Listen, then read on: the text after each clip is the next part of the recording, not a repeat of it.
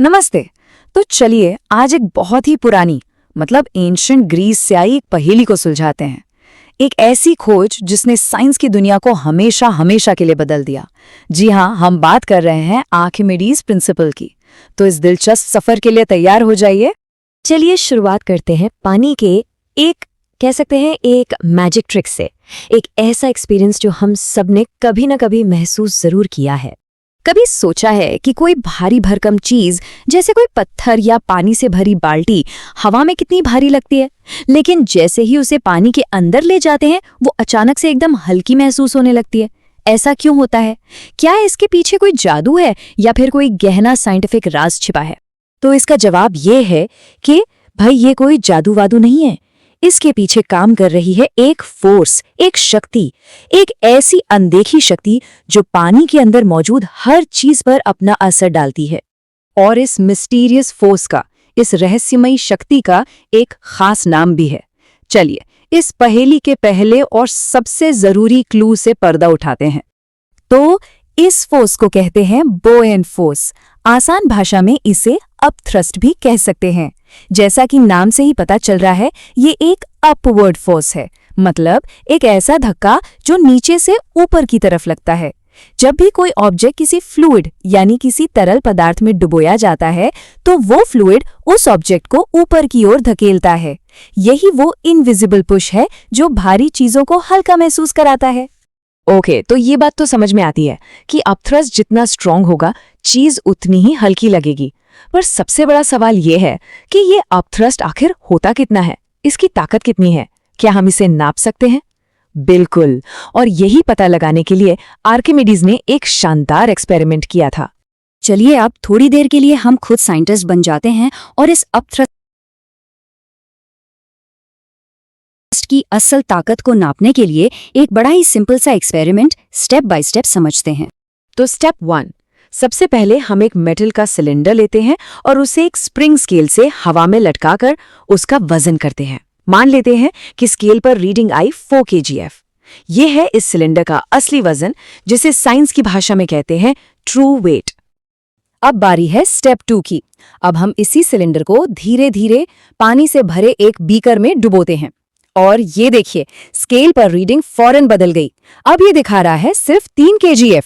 इसे कहते हैं उस ऑब्जेक्ट का अपैरेंट वेट, मतलब वो वजन जो पानी के अंदर महसूस हो रहा है। और अब आता है स्टेप 3 और ये बहुत इंपॉर्टेंट है। देखिए, जब सिलेंडर पानी के अंदर गया तो उसे अपनी जगह बनानी पड़ी, राइट? तो उसने क्या किया? उसने कुछ पानी को अपनी जगह से हटा दिया, उसे बाहर धकेल दिया। इसी प्रोसेस को कहते हैं डिस्प्लेसमेंट। जैसे स्लाइड में दिख रहा है, जो पानी हटा वो एक नली से निकलकर दूसरे बीकर में जमा हो रहा है। इसी पानी को हम कहते हैं डिस्प्लेस्ड वाटर। और ये रहा हमारा आखिरी फाइनल स्टेप। अब हम इस डिस्प्लेस्ड वाटर यानी जो पानी बाहर निकला है उसका वजन करते हैं। अरे वाह, जरा देखिए तो, इसका वजन भी ठीक 1 kgf है। बस अब हमारे पास इस पहेली को सुलझाने के लिए सारे के सारे सुराग मौजूद हैं। ठीक है, तो एक्सपेरिमेंट तो हो गया। अब जो भी डेटा हमें मिला है उससे एक साथ रखकर इस बड़ी सी पहेली को सॉल्व करते हैं। तो याद कीजिए, सिलेंडर का ट्रू वेट कितना था? 4 kgf। और पानी में अपैरेंट वेट वो था 3 kgf। तो वजन में कमी कितनी आई? सीधी सी बात है, 4 - 3 यानी 1 kgf। साइंस में इसी कमी को अपैरेंट लॉस इन वेट कहा जाता है। और यहीं पर है वो यूरीका वाला मोमेंट। जरा सोचिए, ऑब्जेक्ट के वजन में कमी आई 1 kgf और उस ऑब्जेक्ट ने जो पानी डिस्प्लेस किया था उसका वजन कितना था? अरे वो भी ठीक 1 kgf था। ये दोनों नंबर बिल्कुल एक जैसे हैं और ये कोई इत्तेफाक नहीं है, यही तो साइंस है। जरा इस टेबल पर नजर डालिए, हमने 2 बिल्कुल अलग अलग चीजें नापी थी। एक तरफ अपैरेंट लॉस इन वेट और दूसरी तरफ वेट ऑफ डिस्प्लेस्ड वाटर, और दोनों की वैल्यू क्या आई? एकदम बराबर, 1 kgf। बस यही आर्किमिडीज की वो महान खोज थी। और इसी कमाल के नतीजे को हम आज आर्किमिडीज प्रिंसिपल के नाम से जानते हैं। ये प्रिंसिपल क्या कहता है? ये कहता है कि किसी भी ऑब्जेक्ट पर लगने वाला अपथ्रस्ट उस ऑब्जेक्ट द्वारा डिस्प्लेस किए गए फ्लूइड के वजन के बिल्कुल बराबर होता है। मतलब हमारे एक्सपेरिमेंट में डिस्प्लेस्ड वाटर का वजन 1 kgf था तो इसका सीधा सा मतलब ये हुआ कि सिलेंडर पर लगने वाला अपथ्रस्ट भी ठीक 1 kgf ही था। तो अब ये शानदार प्रिंसिपल तो समझ आ गया है ना, पर अब सवाल ये उठता है कि एग्जाम के लिए इसे आसानी से याद कैसे रखा जाए। चलिए इसके लिए कुछ बहुत ही जरूरी पॉइंट्स पर नजर डालते हैं। इस पूरे प्रिंसिपल को याद रखने के लिए बस इन 3 सिंपल स्टेप्स को दिमाग में रखना है। स्टेप 1, पानी में कोई भी ऑब्जेक्ट हो उस पर एक ऊपर की तरफ धक्का यानी अपथ्रस्ट जरूर लगता है। स्टेप 2, इसी अपथ्रस्ट की वजह से ऑब्जेक्ट हल्का महसूस होता है, उसका वजन कम लगता है। और स्टेप 3 जो सबसे जरूरी है, इस अपथ्रस्ट की ताकत कितनी होती है। तो याद रखिए, ये उस ऑब्जेक्ट ने जितना पानी हटाया यानी डिस्प्लेस किया, उस पानी के वेट के ठीक बराबर होती है। बस इतना ही है। और हाँ, एग्जाम के लिए इन मेन पॉइंट्स को तो बिल्कुल मत भूलिएगा। सबसे पहले की टर्म्स अपथ्रस्ट, अपैरेंट वेट और डिस्प्लेस्ड फ्लूइड, इनकी डेफिनेशन एकदम क्लियर होनी चाहिए। दूसरा, द कोर आइडिया, ये इक्वेशन हमेशा याद रखनी है कि loss in weight is equal to weight of displaced fluid.